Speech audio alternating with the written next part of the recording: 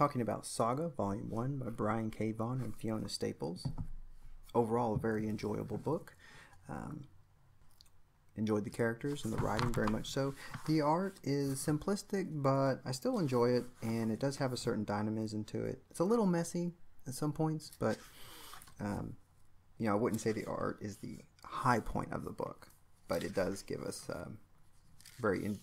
it's still good, and it works with the story, so I wouldn't say that it necessarily detracts from it in any way. In some ways, the simpler art kind of fits with the writing style. It's not necessarily a really wordy book, like some comics filled with balloons all over the place, word balloons on the page. They definitely selected the words and honed it down a lot, which I really appreciate. The book mainly follows two characters that seem to have fallen in love and have a baby. They are from two warring factions, though, that are not supposed to commingle. And apparently they've been fighting for a long time, and I'm not even sure anyone even really remembers why these two factions are fighting. But it's spread all over the galaxy, this fight. If I remember correctly, it was one faction lives on the moon of a planet, and that the planet that it circles is the other faction. It was too dangerous to have them keep fighting on those two planetoid bodies, so they moved the fight elsewhere by agreement so they wouldn't annihilate their own worlds, their original worlds. And so it's festooned throughout the galaxy and just spread like a cancer, basically. Everybody has to pick a side, basically. And what I kind of liked about it, too, was a lot of these side characters and even the, I guess, bad people in the book didn't really even seem necessarily like bad people. They were just people trying to do their life, just trying to get along. And like, this is the job today. When I woke up, this is what I had to do because my superior told me to do this, and that's what they're doing, which is sad and horrifying at the same time. Sad that people could be involved in such a callous genocidal war, but also very almost like blah about it. No, 1 billion people died today. And now I need to get back so I can see my child born. Because that's what's important to one of the, I guess, bad guys in the comic book, so to speak.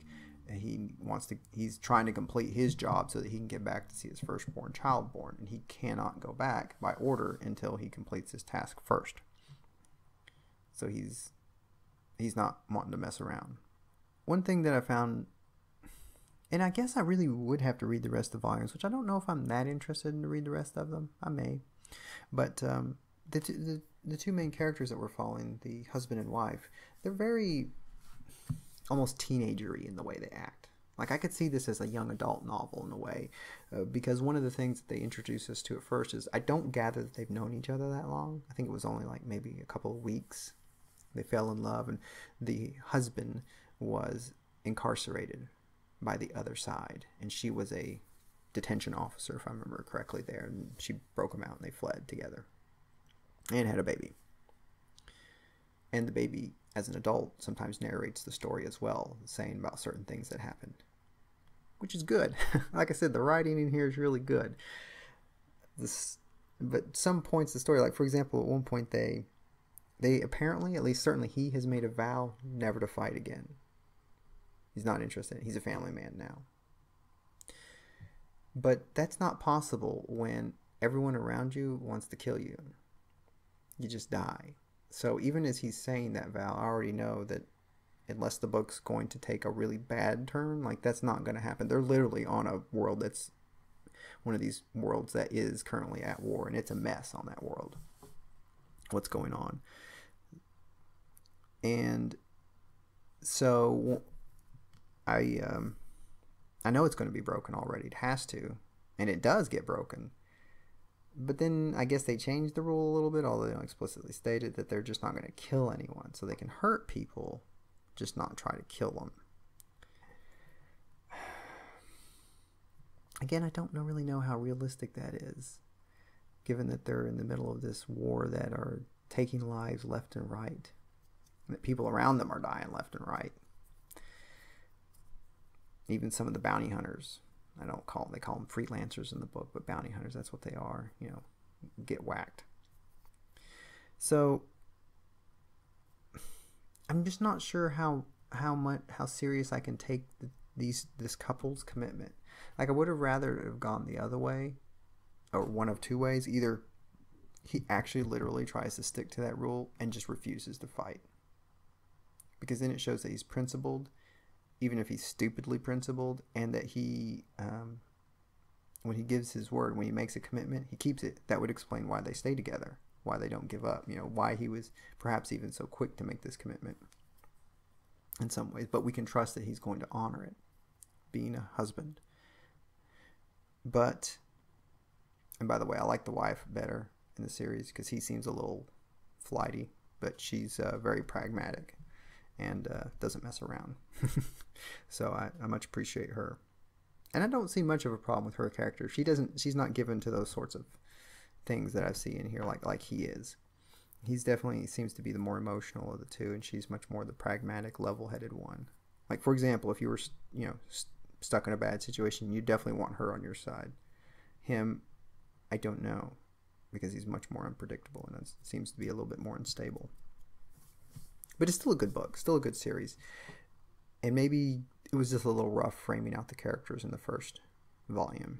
Like I discussed with Lady Mechanica, the first volume was good, but had some rough spots. In the second volume, whoa, that was way better, a lot better. And I really enjoyed that story.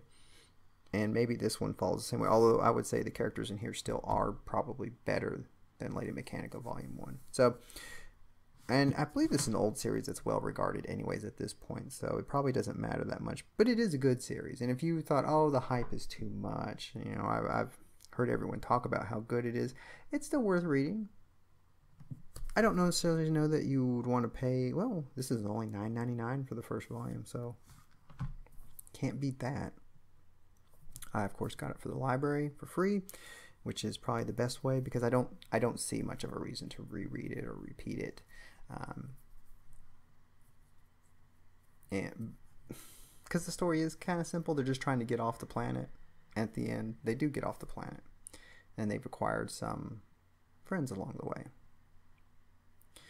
But I guess the one intriguing part is the adult baby, who's narrating, as I said, sometimes throughout the book as an adult.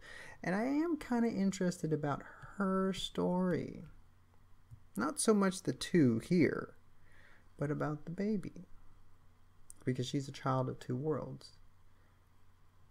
And at one point they do mention that that's kind of makes her unique, maybe special. They definitely want to kill the parents, though. Those got to go. But the baby, they want the baby, for what we don't know.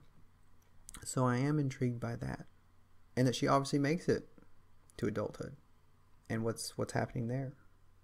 If you have any questions or any comments, leave them below.